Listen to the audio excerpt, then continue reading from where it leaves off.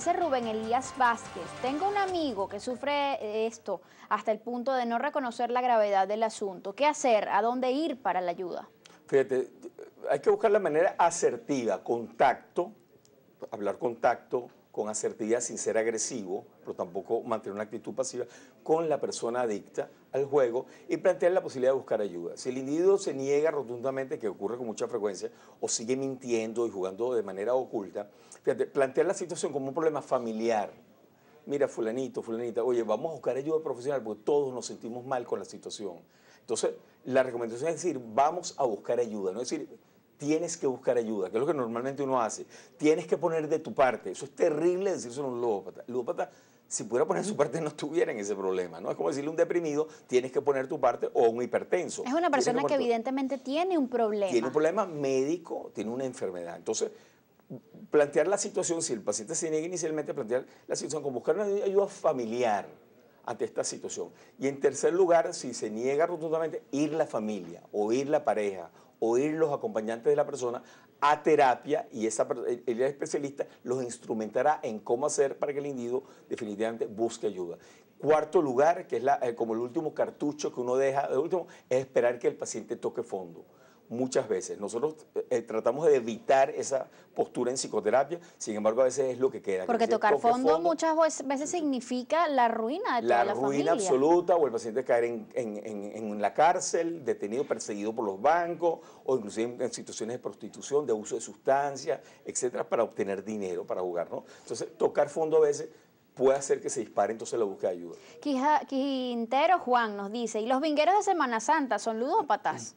Bueno, los vingueros de Semana Santa pudieran ser así como lo que llamamos en el alcoholismo la dipsomanía, que son personas que pueden pasar tiempos prolongados sin tomar, pero que cuando toman un trago no pueden detenerse, ese es el dipsómano. Bueno, los jugadores de Semana Santa pueden haber algunos tipos de ludomanías o ludomaníacos allí, que son personas que se embriagan excesivamente con el juego. Sin embargo, bueno, es parte del pasarla bien, claro, de divertirse, salir a jugar un rato en Semana Santa. Ok, doctor, respuestas breves para continuar acá. Bichito Hípico dice, buen día, trabajo en un centro hípico y he visto casos de jugadores que roban y venden lo robado para poder jugar. Tal cual. Saludos. Eldis Lincoln nos dice también, cuando se juega muy a menudo sin necesidad de apostar, ¿se considera ludopatía? Pregunta él. Feliz día. Sí, sí.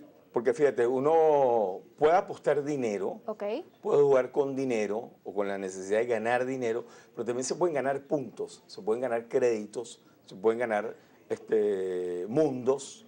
Tú puedes ir accediendo como a fases del juego y esa situación puede producir cierta excitación. Entonces, también se puede generar una ludopatía, una adicción, a pesar de que no se esté moviendo el dinero real, sino más bien como un dinero virtual. En este caso son puntos, mundos o fases del juego que tú vas ascendiendo. Carlos Eduardo Daza pregunta, ¿soluciones ludopatía? ¿Alguna sustancia u hormona en el cerebro aumenta o controla la enfermedad?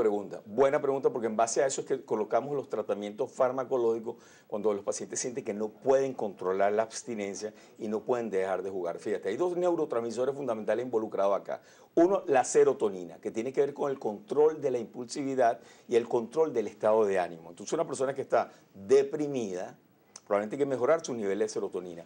O una persona que no puede controlar los impulsos, que es impulsiva, que piensa una cosa e inmediatamente lo dice, piensa algo e inmediatamente lo hace. Esa persona probablemente se puede beneficiar de algún medicamento que eleve los niveles de serotonina, que nos ayudan a controlarnos, a frenarnos y a reflexionar sobre la conducta. Y el segundo neurotransmisor es la dopamina. La dopamina es el neurotransmisor del placer, que produce placer. Entonces, por supuesto, cuando uno comienza a jugar o cuando uno juega normalmente, Natalie, uno libera ciertos niveles de dopamina, igual que lo hace un adicto cuando consume drogas. Se liberan ciertos niveles de dopamina, sobre todo en el lóbulo frontal, y eso, por supuesto, se recaptan y vuelves uno a jugar un poquito para volver a liberar dopamina. Entonces, el juego produce ese placer. El ludópata tiene una predisposición a que se bajen los niveles de serotonina y los niveles de dopamina. Entonces, busca constantemente elevar esos niveles de dopamina y cada vez va subiendo más el juego para mantener el mismo nivel, que es lo que llamamos tolerancia. Doctor, estudios internacionales afirman que el 80% de la población mundial, al menos alguna vez en su vida, ha jugado y ha apostado. Pero, ¿qué es lo que hace a una persona más vulnerable para pasar de ser un jugador ocasional a ser un jugador patológico, problemático o patológico? Ok, bueno, fíjate, por ejemplo, una persona que tenga altos niveles de compulsividad e impulsividad, que están determinados por estos neurotransmisores probablemente, una persona que venga de una familia donde el juego es una forma habitual de comunicarse y de distraerse, también por patrón. Hay factores genéticos involucrados acá, la persona tiene una predisposición al juego, e inclusive a la compulsividad con el juego. Otros elementos, por ejemplo, pacientes que sufren de depresión o trastorno bipolar, también con mucha frecuencia pueden desarrollar ludopatía. Nosotros tuvimos una experiencia interesante hace como 5 años, donde se intentó abrir un grupo de autoayuda para jugadores patológicos. ¿Ok? Y adictos al sexo también. Eran 2 grupos que queríamos abrir de autoayuda y resulta que cuando tuvimos la primera sesión, resulta que el 80% eran bipolares. O sea, que la bipolaridad también predispone un poco a esta situación. Y en tercer lugar, la adicción. Generalmente las personas que tienen adicción, sobre todo adicciones muy fuertes, por ejemplo, al cigarrillo, a la cocaína, al alcohol, tienen más predisposición a desarrollar ludopatía cuando conectan la droga o la sustancia con el juego habitual cotidiano, pero entonces es como un reforzador que potencialmente hace que el individuo genere la adicción. Personas que tengan problemas en sus habilidades sociales también pudieran ser más vulnerables. Muy buena pregunta, Natalie, porque fíjate, en niños y adolescentes, por ejemplo, con fobia social, o lo que llamamos trastorno de ansiedad social, niños o jóvenes que tienen dificultades para relacionarse socialmente, que son tímidos, que temen abordar, por ejemplo, personas del sexo opuesto, o que tienen dificultades a trabajar, funcionar en grupo, o niños con autismo o patologías del espectro autista, por ejemplo, niños con síndrome de Asperger o autismos leves o algunos autismos funcionales. Estos niños tienen esa facilidad de conectarse con la máquina y de alguna manera sentir que está interaccionando con otra persona.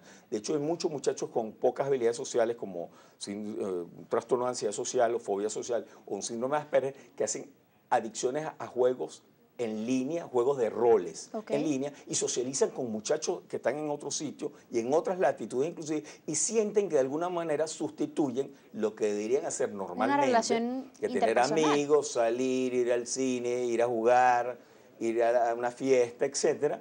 Entonces sustituyen cada vez más la actividad social con esto y sienten que esta es la vida. Personas que quizás también están atravesando por una situación de bastante tensión, de tristeza, de depresión, muchas veces por duelo, pueden caer con más facilidad en esta... Aumenta el riesgo a que si usted logra aliviar ese malestar jugando, porque el juego resulta que produce placer. Acuérdate que el principal reforzador de la psique humana es el placer o el alivio del displacer, el alivio del malestar.